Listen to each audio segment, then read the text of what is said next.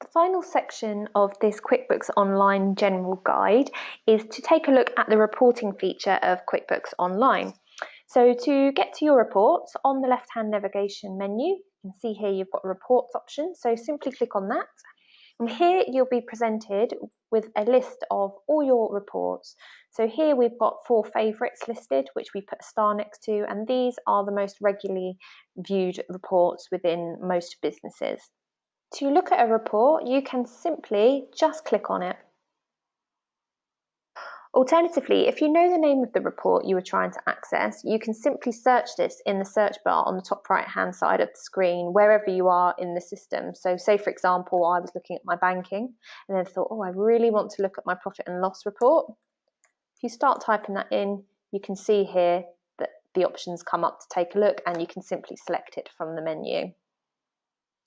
Watch the next videos so we can show you how to edit the report and to set up automated reports as well.